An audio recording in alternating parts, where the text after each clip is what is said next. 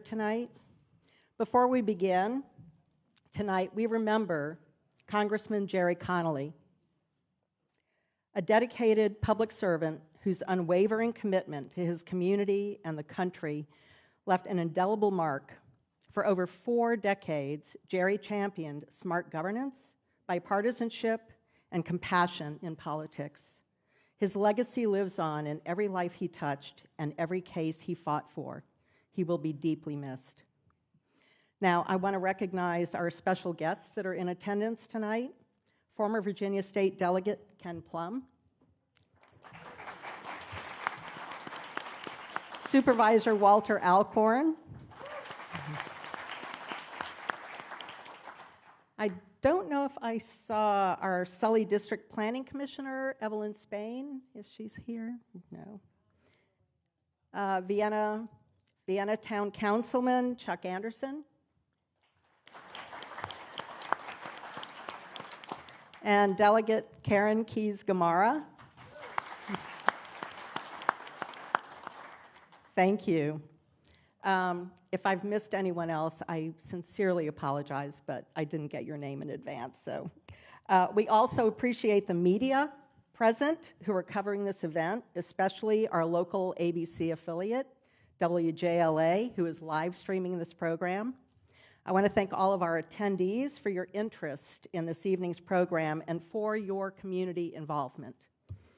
I also want to thank the RCA Board of Directors. We are an all-volunteer organization, and if it weren't for the dedicated service of these volunteers, we would not be able to put this program on tonight. And finally, please join me in welcoming our candidates. James Walkenshaw, Democratic candidate, and Stu Witson, our Republican candidate.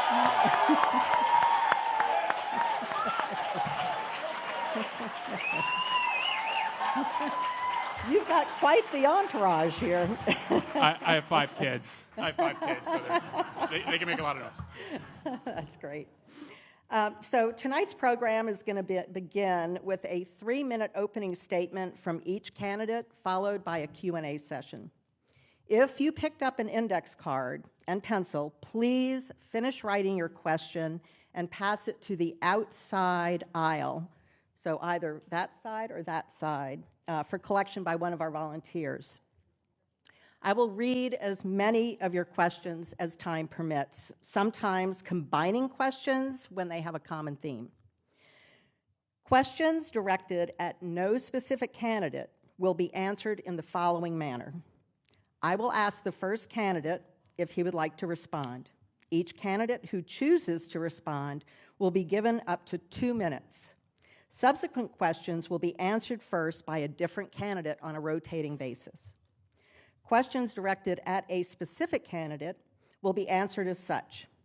The candidate asked will be given 2 minutes to respond. The other candidate will then be given 1.5 minutes to compare and contrast their view. Finally, the original speaker will have 30 seconds for any rebuttal if needed. At the end of the program, each candidate will be given 2 minutes for closing remarks.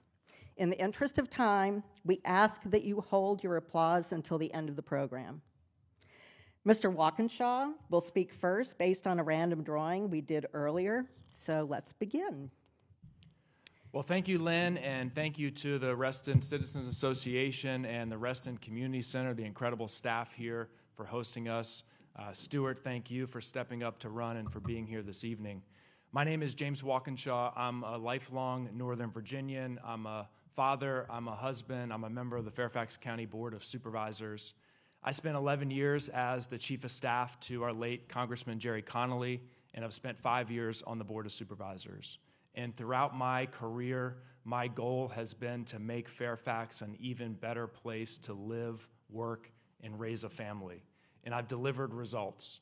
I've delivered results alongside Congressman Connolly, passing the Affordable Care Act and bringing hundreds of millions of dollars of federal funding into Northern Virginia to spur economic development. On the Board of Supervisors, I've delivered results on affordable housing, cleaner air and water, helping to make Fairfax the safest large jurisdiction in the United States with the lowest violent crime rate, and funding our world-class public schools. I'm running for Congress because our community is under attack by the Trump administration. The reckless and indiscriminate DOGE job cuts are impacting our friends and neighbors every day.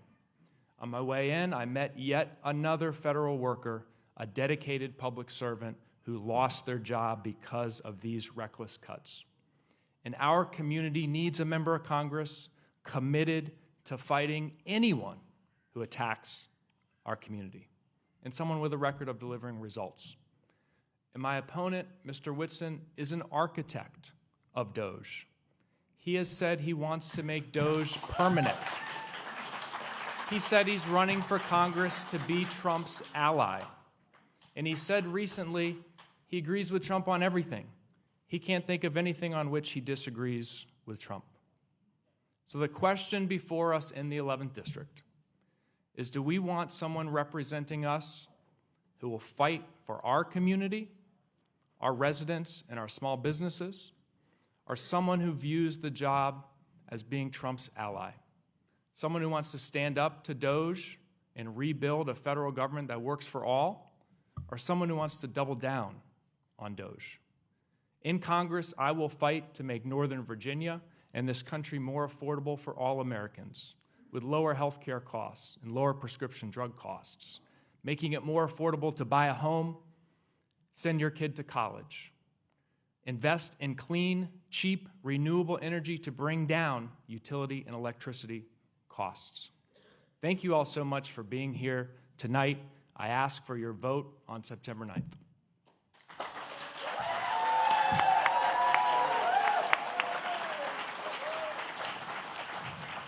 Mr. Witson. All right, thank you so much. Welcome. Thank you so much, everyone, for coming out tonight. Thank you so much to the Reston Citizens Association for organizing this event. And thank you to my opponent for coming out as well. So my name is Stuart Witson. I'm a proud husband and father to 5 school-aged children. I'm an Army combat veteran. I'm a former federal law enforcement officer and special agent with the FBI. And I'm fighting to serve you in the 11th District in Virginia.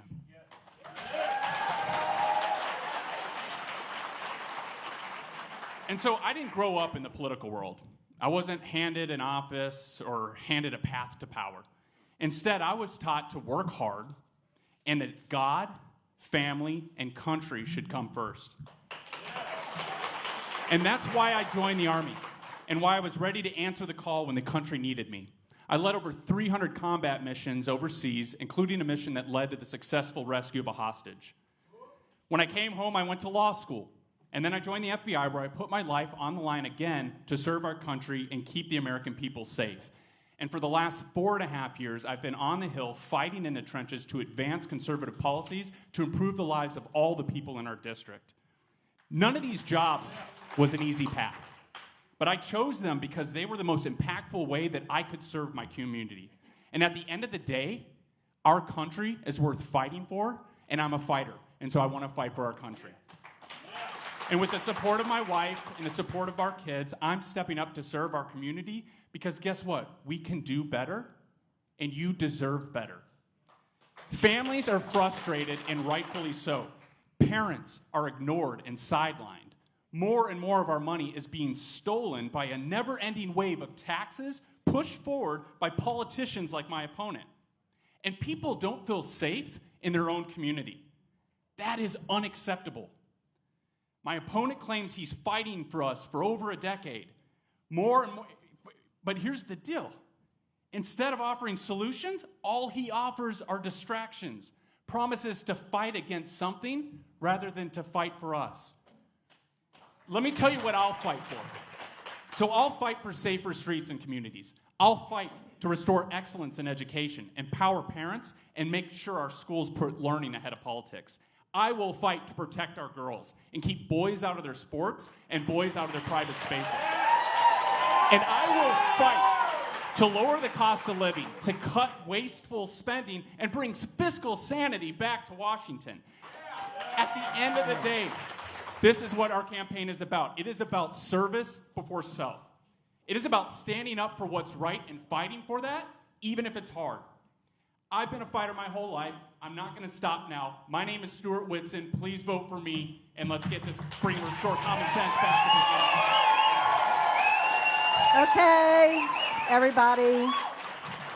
I ask for you to please hold your applause until the end of the program. We've got a lot of questions to get to, and we're not going to have a whole lot of time for a lot of applause in between. So I really do appreciate your working with me and working with us to get this program concluded in an hour.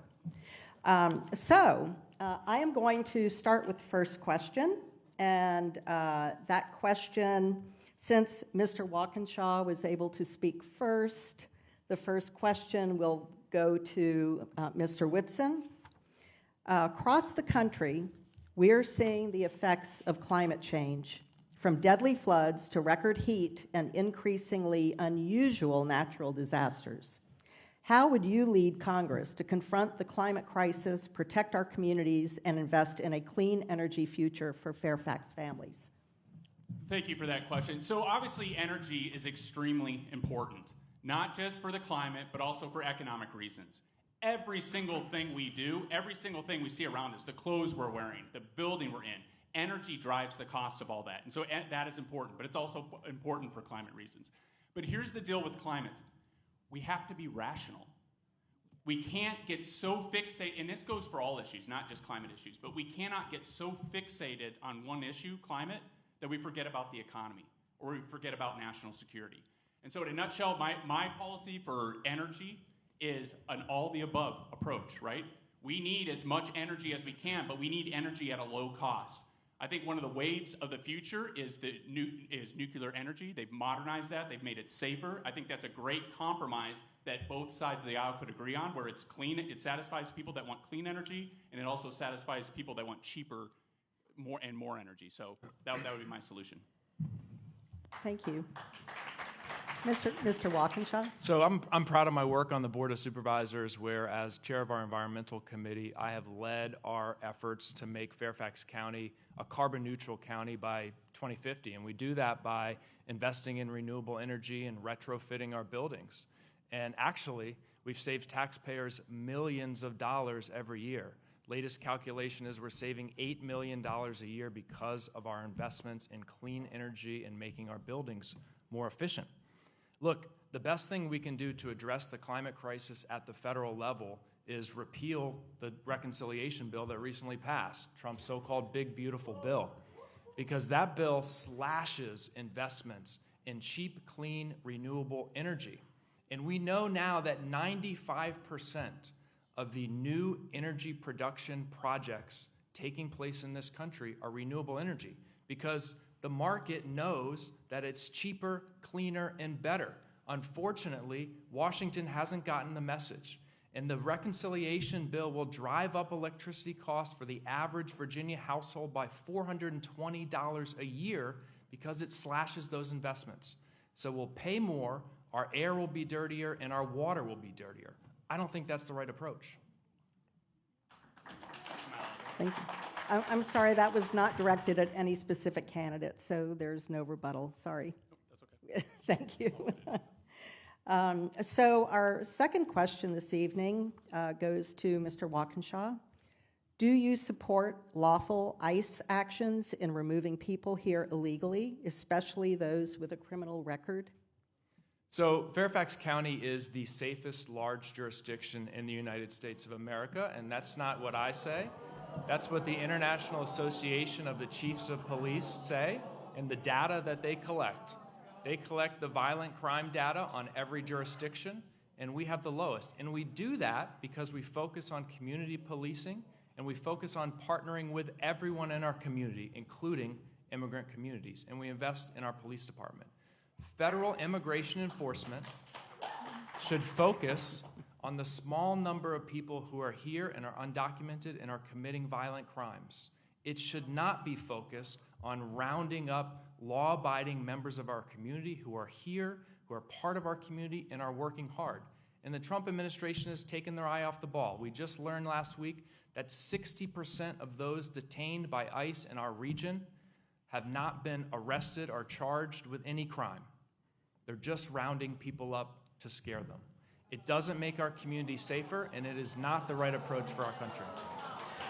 Hey, folks,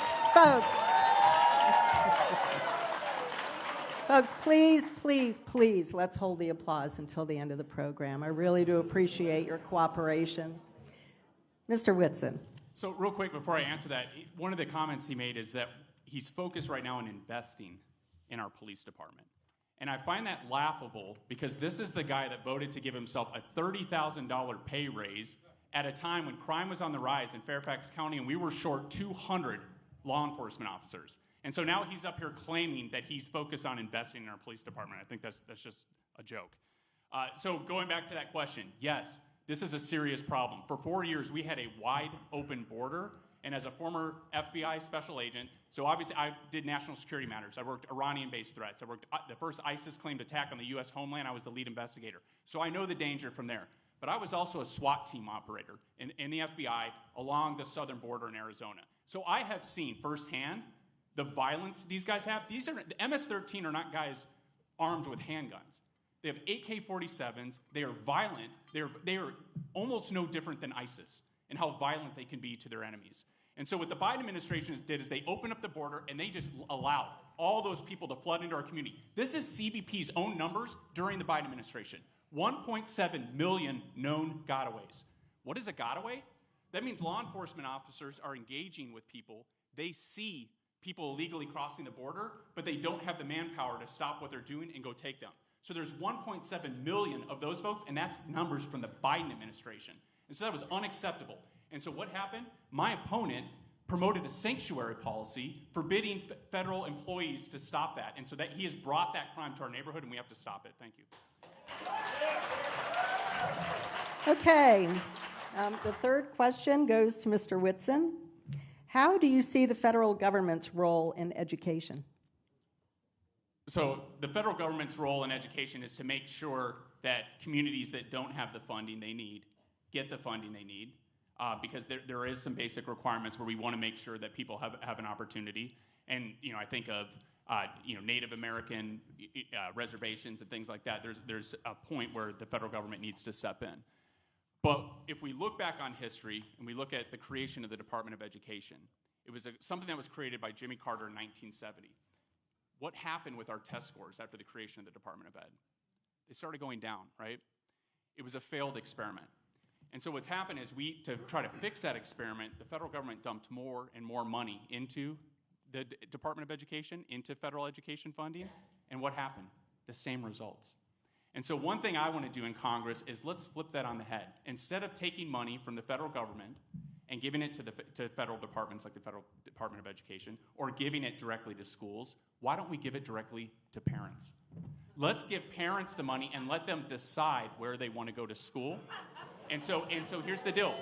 My wife and I have 5 kids. Two of our 5 kids go to the public school because we love the public school and we're happy there.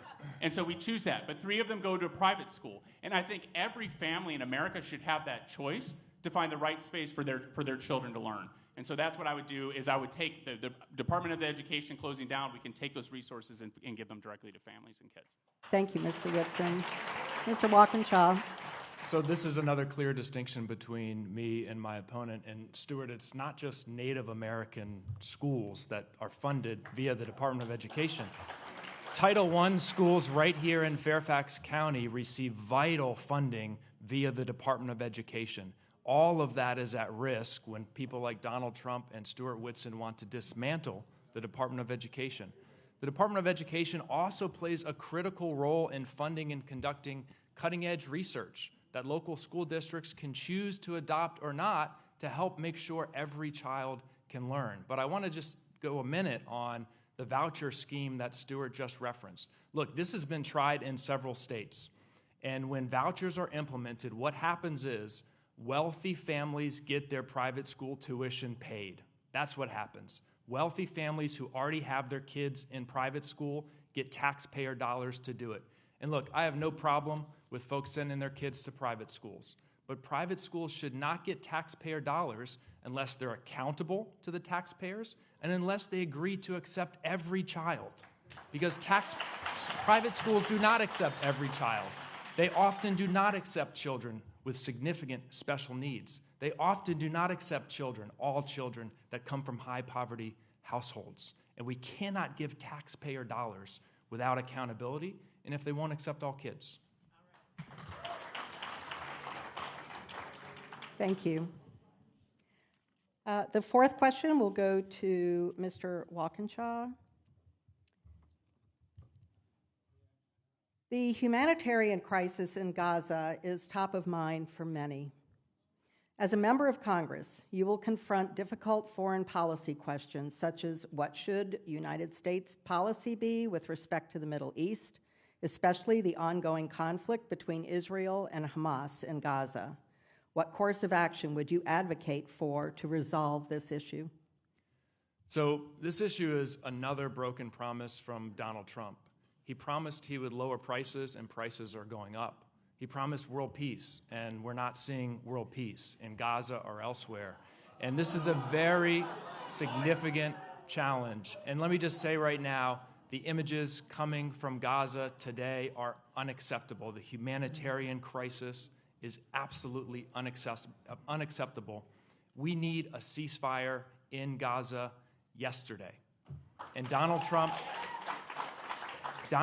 needs to get back, bring the parties back to the negotiating table and negotiate a ceasefire that brings all of the hostages home to their families, ends the violence, and surges humanitarian aid into Gaza that reaches the people and the children, especially who need it. Thank you. Mr. Witson. Yes, so the most tragic part of October 7th and the Ukraine war is that they were both avoidable. Weakness invites aggression. Weakness invites aggression. And so during the Biden administration, we had a weak president, and people around the world took advantage of that. The horrific attack. So I said I worked ISIS. If you've seen video from October 7th about Hamas coming across and the things they did with GoPro cams and then coming back across the border to cheering crowds as they unload women from vehicles, if you've seen that, it is no different from ISIS. It is unacceptable, but it all could have been avoided with a stronger commander-in-chief, period. And so if you think Hamas did that attack without Iran's consent, you're wrong. And they never would have done that if President Trump would have been in office. And so it's horrible. And so with that said, yes, so once a war is going on, you have to deal with that. We have to do everything we possibly can to preserve human life. We have to do everything we can to try to help vulnerable people that are in those communities. But I will say this, any people that aren't getting food or any people that aren't getting medical supplies inside Gaza, they are not getting that because of Hamas. It is not Israel, it's not the U.S., it is Hamas is stealing that food and stealing those supplies and taking them away from the people. And if you don't think that's true, then you're wrong. Like, that is just a fact. That is a fact. And so we have to confront this with truth. We have to confront this with truth. But yes, that is one point we agree on, is I do think the devastation needs to stop, and I do want peace in the Middle East, and I think our president is doing as much as he can to achieve that. Okay, our fifth question is going to go to Mr. Witson. How will you support federal workers and maintain a professional civil service?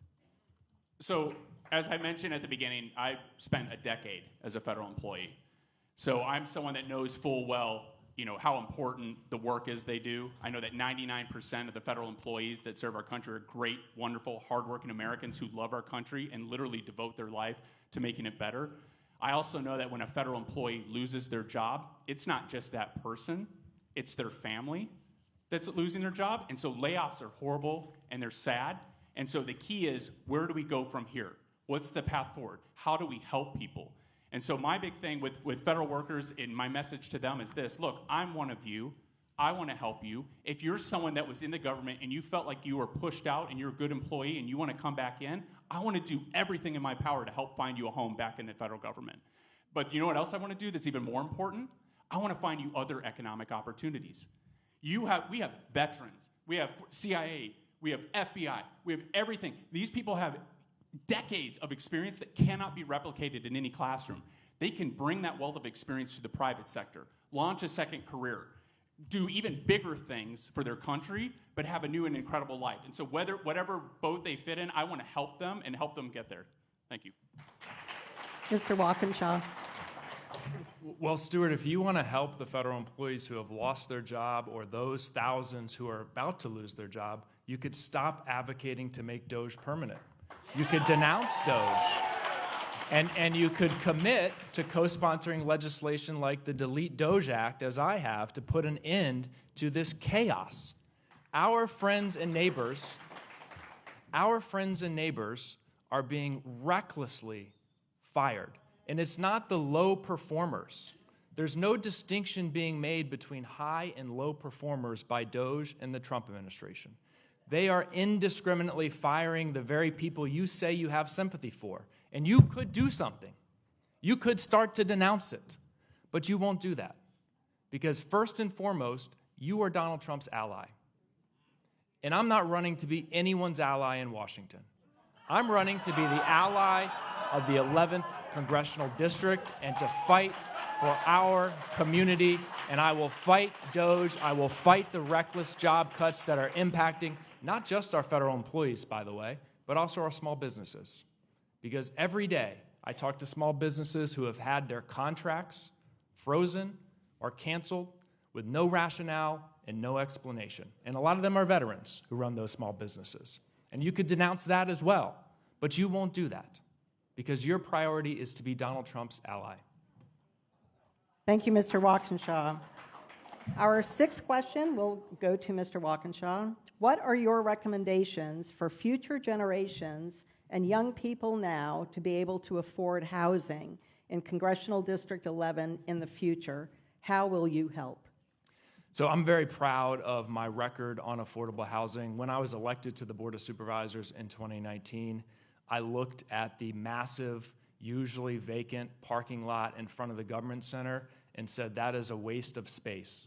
And I went to work, and today you can go there and see the cranes constructing 279 new units of affordable housing that will have child care affordable to low and moderate income families on the ground floor. And for Fairfax County taxpayers, because of the way we structure the finance and the outside resources, federal, state, nonprofit that we bring together, the cost per unit is very minimal. It is an incredible investment to provide an affordable home for a police officer, a firefighter, a teacher, or someone else in our community making $60,000 a year. So we have to continue to invest in committed affordable housing units like that.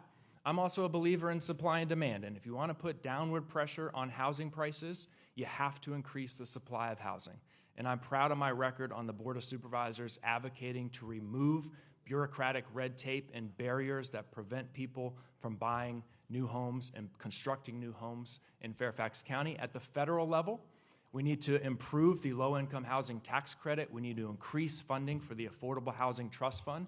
And we need to create incentives for local governments like Fairfax's that have done the hard work to increase housing supply, and I'll fight to do all those things. Thank you. Mr. Witson? So I think the two big factors that are keeping a lot of young families from getting their first home are interest rates are way too high and taxes are way too high. And so both of those are a product of reckless spending or reckless policy making, right? So we know, so taxes, we know, right? So real estate taxes, my opponent raised them by 7%. 7%. And so just so you know, to the average family, that's an extra $400 or around $400 a year that they're having to pay for that tax. And so does that make it hard for people to own a home because what people do is they go online and they look at the home, and you used to just do the calculator and say, oh, here's my interest rate, this is what the house will cost me. But now you look at the property taxes, right? And they look in Fairfax County and they say, man, my property taxes are almost as much as a mortgage somewhere else. I'm gonna move out of Fairfax County. I can't afford that. And so if we want to fix that problem, we have to lower the taxes and we have to lower the interest rate. And the way we lower the interest rate is we stop the reckless spending at the federal executive branch level. All these free-handed, his solution is, let's build government affordable housing. My solution is, let's give economic opportunities so people can have their own home that they own, that they can thrive in, right? And so we need to create economic opportunities. We need to put more money in people's pockets so they have money to spend on a mortgage, and let everyone enjoy the American dream and have their own home. Thank you, Mr. Witson. Our seventh question is going to go to Mr. Witson. Artificial intelligence is transforming industries, creating both opportunities and concerns about job displacement, privacy, and misinformation. What steps would you support in Congress to ensure AI development benefits workers and safeguards democratic values?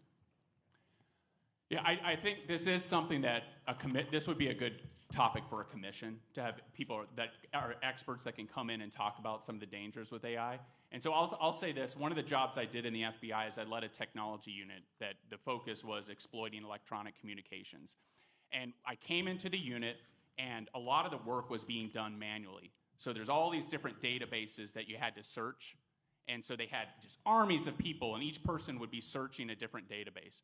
And one of the things I did is I came in, and with the help of computer scientists, we created a program where with the click of the button, all those searches could be done by a single person, and they could be done a lot quicker. And there was a lot of worry. There was worry by the folks that, man, if you take this, what am I going to do? There's not going to be a job, it's something for me to do, a job, you're taking my job. And instead, what happened was, instead of doing that work, where it was just data crunching and looking in Excel spreadsheets, the computer could do that. They could do more sophisticated work. They could take those results and write reports and do more analysis. And so my point is, I think AI, there's some of those concerns with the population where it's going to interfere with employment and job opportunities. I think in Congress, we can help make it clear that it's not. So thank you. Thank you. Mr. Walkenshaw. So first I'll speak from the Northern Virginia angle. And since the DOGE cuts started going into place, a lot of folks have said, well, we just need to diversify our economy in Northern Virginia. And the good news is we have been working to do that for more than a decade. In the 5 years that I've been on the Board of Supervisors, we have worked to diversify our local economy. We now have a burgeoning and growing space tech economy, quantum computing economy with new startups launching and locating here in Fairfax County. With respect to AI, we're working very hard to make Fairfax County in Northern Virginia known worldwide as the region where our workforce knows how to utilize AI, because there will be no such thing as an AI company in the future. Every company is an AI company. And if we have the workforce that knows how to utilize it, every company will want to be here in Fairfax, and that's what we're working to do.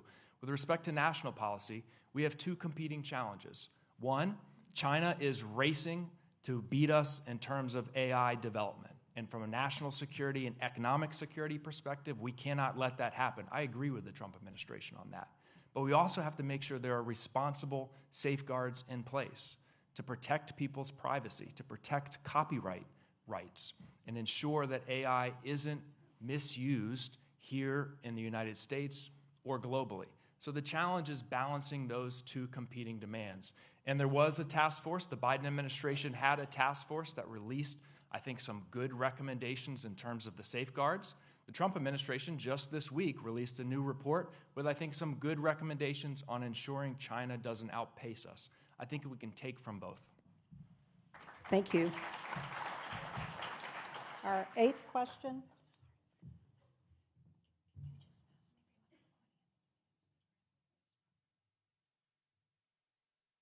I noticed that there are some folks that are standing up in the back and around the room. We do have some seating up here that is open if you'd like to come take a seat. And I am going to ask again that you all please be considerate and use proper protocols and courtesies when I ask not to shout out, especially any obscenities. Would really appreciate that. Thank you so much. Question number 8 is going to go to Mr. Walkenshaw. Do you believe the size of the federal deficit is a major problem? What steps will you take to reduce the federal deficit, or will it be necessary to raise taxes? I do think the size of the federal deficit is increasingly a problem. And if you look at our debt as a percentage of GDP, it is historically high. My opponent will say we don't have a revenue problem, we have a spending problem in the federal government. However, the truth is we do have a revenue problem in the federal government, and it is exacerbated by the fact that the Trump administration, both in their first term and now, have systematically dismantled the Internal Revenue Service. They have made it impossible for the Internal Revenue Service to identify those who are cheating on their taxes, including, and most of this is very wealthy people and large businesses who are not paying their share of taxes while hardworking Americans do. And it is a systematic effort. So a small investment in the Internal Revenue Service in their capabilities, in restoring their capabilities, would generate a significant amount of revenue to help us reduce the deficit and pay down the debt. But the most important thing we can do to reduce the deficit and pay down the debt is to repeal the big, beautiful bill, a bill that will add, as the Congressional Budget Office has said multiple times, $3.4 trillion to the deficit. If you want to count the interest, and I count the interest, $4 trillion to the deficit. A bill that they started off saying would reduce the deficit.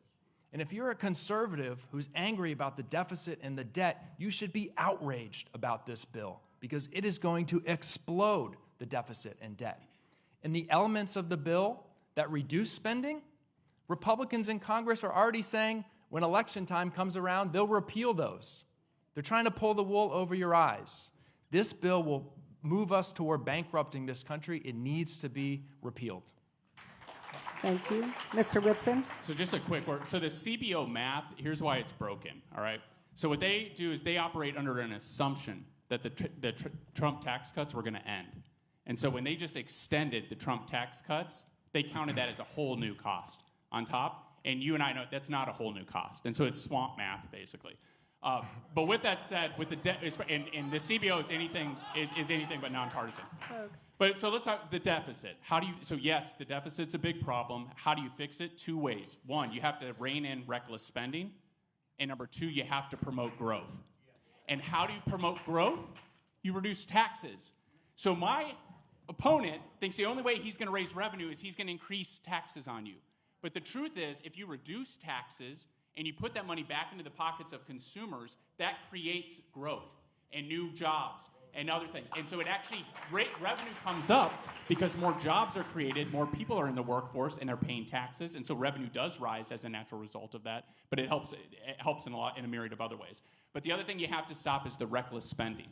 In the Biden administration, President Biden spent $1.7 trillion through executive fiat. He didn't go to Congress and ask for permission. He just, with the stroke of a pen, spent $1.7 trillion. And so we have to stop that. How do we stop that? We stop that with the REINS Act, regulations from the executive in need of scrutiny. What it would do is say anytime the executive branch, whether it's a Republican or a Democrat, anytime they want to create a new rule that has a cost of $100 million or more, they have to get Congress to approve it first. If you put those two things in place, you'll fix the problem. Thank you, Mr. Witson. The ninth question goes to Mr. Witson. What policies will you support to keep Social Security solvent? So the best way to keep Social Security solid is to promote work over welfare.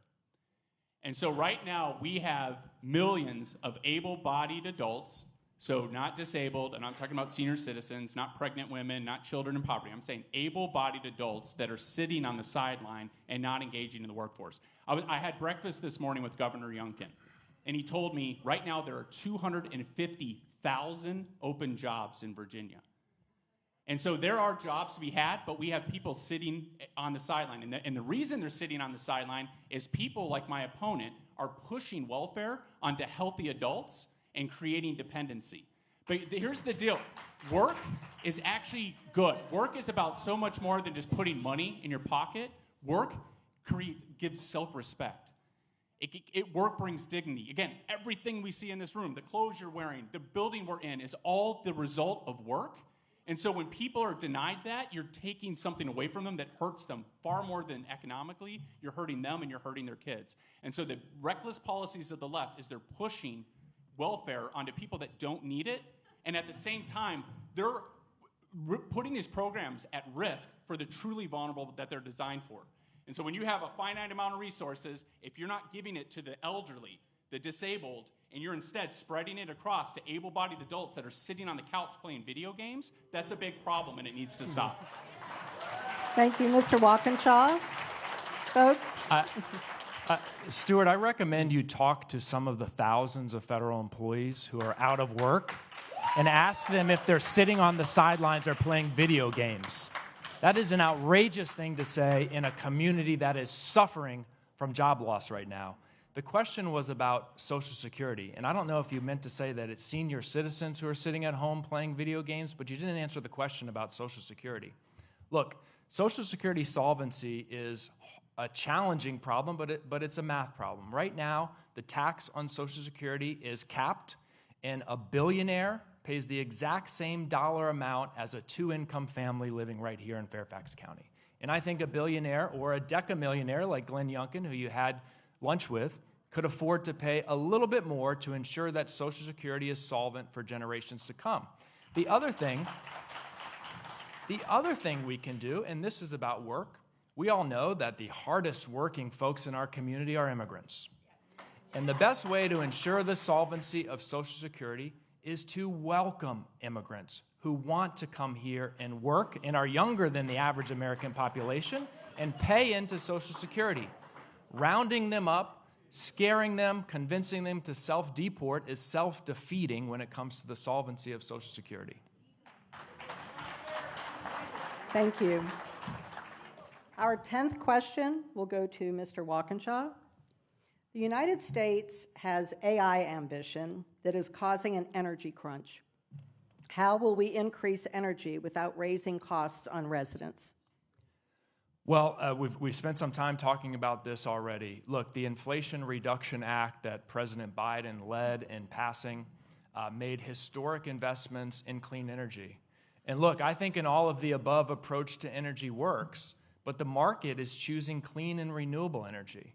And as long as Washington doesn't get in the way, the market will continue to choose clean and renewable energy.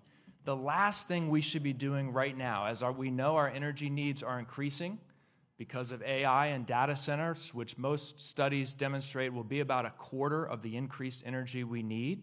But the other 3/4 comes from increasing electrification. People are using more electricity in their cars and homes, and we have to have the electrons to meet that capacity. So we have to be investing in the types of energy that can scale and that are clean, cheap, and renewable.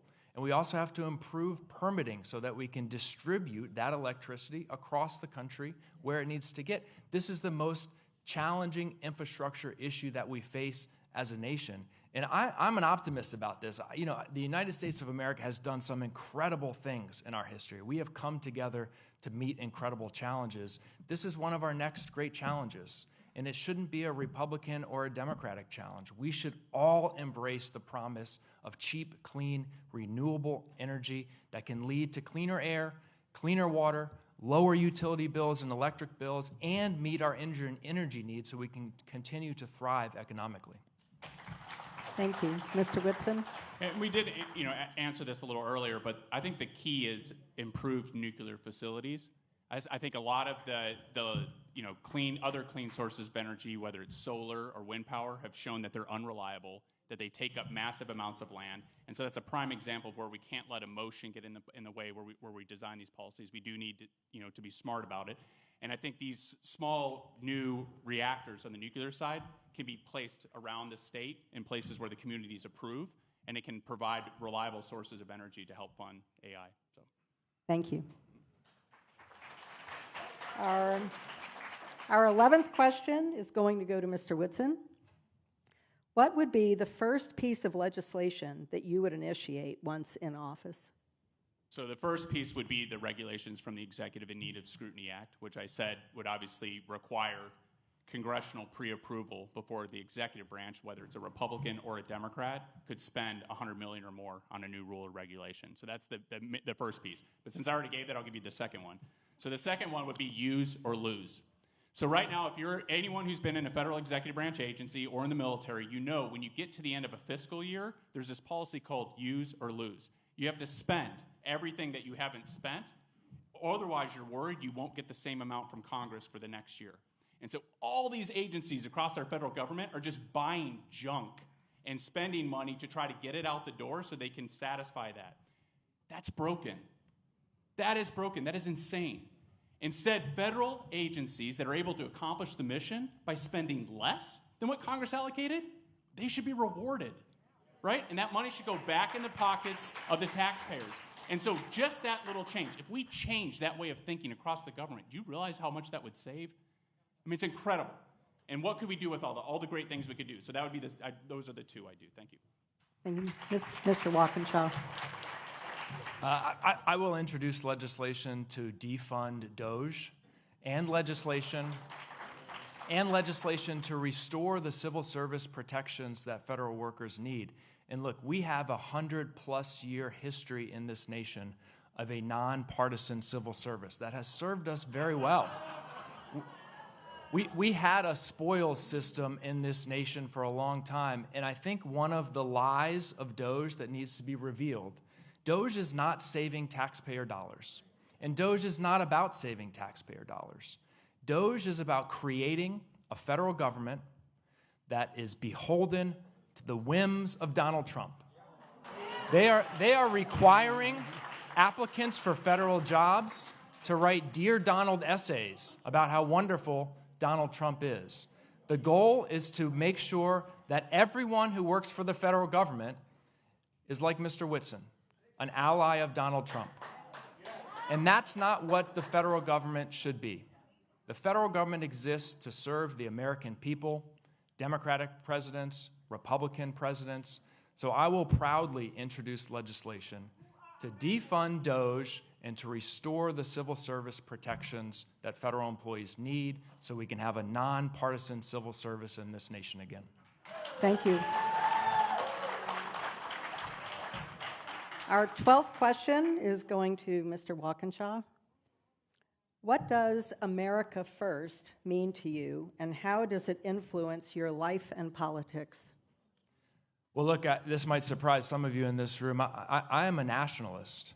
I believe America is the greatest nation on earth, but I have a slightly different take on nationalism than Donald Trump and J.D. Vance have. I believe that the greatness of our nation is based in our founding documents. And the founders made it very clear that to be an American is not about your ethnicity, it's not about your lineage. You don't have to have a great-great-great-grandfather who was born in this country as I do to be an American. To be an American means to believe in our ideas and our ideals of life, liberty, the pursuit of happiness, and that all are created equal. That's what America First means for me. And quite frankly, I don't think President Trump and Vice President Vance and congressional Republicans, for the most part, share that view of America.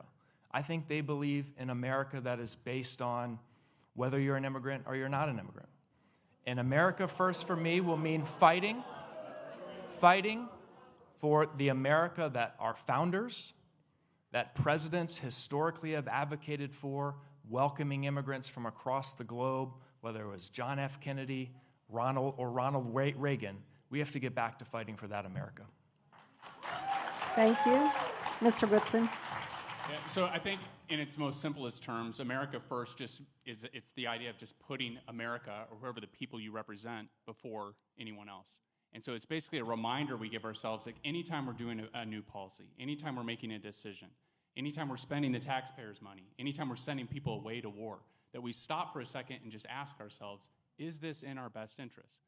And I think sometimes one of the things that we are the greatest nation on earth. We're full of good people who love others and want to help others. And so sometimes we have zeal that anytime there's something on the other side of the globe that we want to go there and help. And that's not a bad thing, that instinct to do that. That's actually a good thing. That makes us great people. That makes us Americans. But as elected leaders, we have to come in and be responsible and think long term and not get driven by emotions and stop and say, wait, is this in America's best interest? And so for me, America First for a Virginia person, my thing is Virginia 11. That translates down. And so my job in Congress is to stop anytime something's happening and say, wait, the people in Virginia's 11th, is this best for them? Is what I'm doing best for them? And sometimes it won't be, sometimes I won't get everything you want, but it's like that's a healthy way to stop and just think before we act. Thank you. Okay, our 13th question is going to go to Mr. Witson. If elected, What committees will you seek to serve on? How will these choices help our district? So the first one that comes to mind is the Oversight Committee. So it's actually the committee that Gerry Connolly was on before. The reason I would choose that is it is a committee that has broad oversight across government. And so I feel like that would be a good spot to be able to again, rein in the reckless spending, get the government back in control. So that would be a first spot I would go to. The other one is the Judiciary Committee, obviously has oversight of the FBI. And so spending a decade in the FBI, I know full well how important it is to have a federal law enforcement agency that's not only world-class and great at what it does, but it's one that's trusted by the people, right? And so unfortunately, in the prior administration, things were done that made, and not by them, but by people in the FBI's rank and file, that basically lost that trust for a lot of Americans. And so we can say whether that's fair or not, but the truth is that's the reality. And so we have to take that on head on. And so I think in Congress, that would be another place if I was on the Judiciary Committee where I could bring that in and know that 99% of the FBI are great, wonderful people, but we do have to restore that trust or they can't do their job. And so that's Thank you. Mr. Walkenshaw. Well, I agree we need to restore trust in the FBI. Right now we have an FBI director who has an enemies list. An FBI director who has fired FBI employees because they were on that enemies list. In fact, one, maybe a former colleague of yours you might have worked with, was fired merely because he was an acquaintance of someone who was on the enemies list. So if we're going to restore trust in the FBI director needs to resign tomorrow. That's how we restore trust in the FBI. I would hope to serve on the Oversight Committee. I spent 11 years working with Gerry Connolly and his work on that committee. It gets a lot of attention for the partisan battles that take place there, and sometimes those are important, but it is also the venue where very important detailed issues related to the federal workforce, the postal system, and federal contracting are dealt with, all of which are critically important to our economy here in the 11th District. I also would hope to serve on the Transportation and Infrastructure Committee. I currently chair our region's National Capital Transportation Planning Board, so I work across the region to develop our comprehensive transportation plan to spur increased economic development and growth here. We have critical issues in terms of metro funding, the 2 airports here in Northern Virginia, a significant highway system and road system and growing transit-oriented development areas, all of which can be worked on from the Transportation Infrastructure Committee. Thank you. Our 14th question is going to go to Mr. Walkenshaw. Will you support the John Lewis Voting Rights Act? Yes, I will support the John Lewis Voting Rights Act. And look, the diminution of the authorities of the Voting Rights Act has been one of the worst decisions made in the last 10 years with respect to voting rights. We have real challenges across the country where people's voting rights are being circumscribed and attacked. I think the most significant one right now is an outrageous effort in Texas to rig the game in the midterm elections and do midterm redistricting. And President Trump has been very open and honest about it. He wants to do it because he thinks he can get 5 more seats. I don't think that's how our district should be drawn. We need to protect everyone's right to vote, and we need to ensure that folks have the opportunity to vote in fair districts in this country. Thank you. Mr. Witson. So when it comes to election integrity, the key is we need elections that we trust. So when we get to the end of this election, we need to both wake up the day after the election, and no matter who won or didn't win, we have to trust the outcome, right? And so if you're on the side that lost, it shouldn't be, hey, was there funny business going on? It should just be very simple. I got to work harder. I'm going to roll up my sleeves. I'm going to work with people, and we're going to get elected. That should be the attitude. And the fact of the matter is right now, because we don't have an ID requirement, photo ID requirement, people don't have that confidence. And so I wouldn't support that. I would support the SAVE Act because I do think this is an 80-20 issue. All right, you're required to show a photo ID when you go to buy cigarettes. You're required to show a photo ID when you buy alcohol. You're required to show a photo ID when you get on an airplane. And so the idea that you wouldn't show a photo ID when you vote is just ridiculous. And guess what? 80% of Americans agree with that. Thank you. Our 15th question goes to Mr. Witson.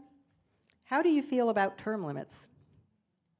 I mean, so going back to Washington's example, obviously, I think it's instinctively a good idea. I think one of the biggest problems in Washington are people that get entrenched. I mean, we look at this election, for instance. For 16 years, people didn't have a real choice. It was Connolly or nothing, and that's just a fact. And so that could make some people happy, but the thing is, that's not a choice. And so that's what makes this election so exciting, is you actually do have a choice. So you can see we're very different candidates, and that's fine. And so you will get to know me, and maybe you won't like me, and that's fine. But at least you have a choice. And so, but with term limits, though, you don't get that. And so I like the idea of a 2-term limit. But I also think in some of these districts, when people get into office, you don't want to leave until you know there's someone that can take your place that's ready to come in. So I think I'm kind of on the fence with that. Thank you. Mr. Walkenshaw? Well, with respect to the 16 years that Gerry Connolly represented us in Congress, there were choices. We should talk to some of the previous Republican candidates who ran against him. There were elections. There were primaries and general elections. There absolutely were choices. And let me go back to election integrity and people having faith in our elections. The biggest threat to people having faith in their ability to trust our elections is Donald Trump continuing to lie about the 2020 election.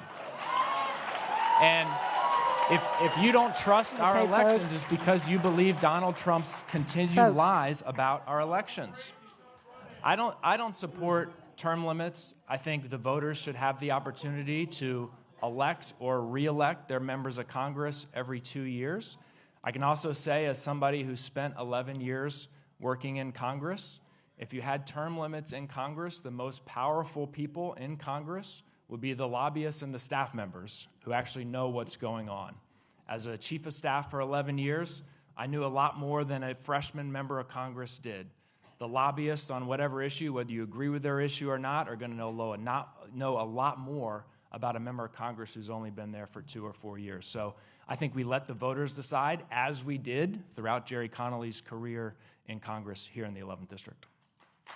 Thank you. The 16th question goes to Mr. Walkenshaw.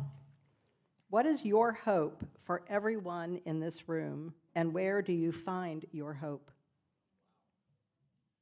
What is my hope for everyone in this room? Well, I want every resident of the 11th District and everyone in this country to have the opportunity to reach their full potential and meet their dreams, whatever that might be. And I think to do that, we have to build an economy that truly works for everyone, so that people aren't saddled with medical debt, so that people can afford to buy a home with low interest rates that are going to be a bigger challenge because of the reconciliation bill and the deficit that it's driving up, where people have the opportunity to get a good paying job where if they work hard every day for 40 hours a week, they can afford to live a life with dignity, maybe take a vacation, send their kids to college if they want to. That's my hope for every person in the 11th District. I think to do that, especially here, we have to put the brakes on Trump's reckless agenda, because it is doing damage to our community and to our local economy each and every day. Federal workers, small businesses, all being harmed by reckless, indiscriminate cuts that make absolutely no sense. We have to put the brakes on it. Thank you. Mr. Witson. So my hope for everyone is that they'll see that they finally have a choice, right?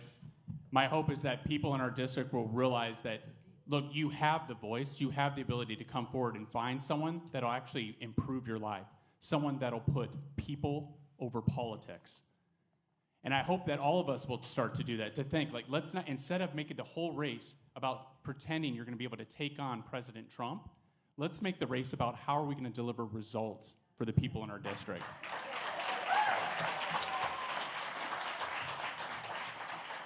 Thank you. Our 17th question is going to start with Mr. Witson. Say something nice about your opponent.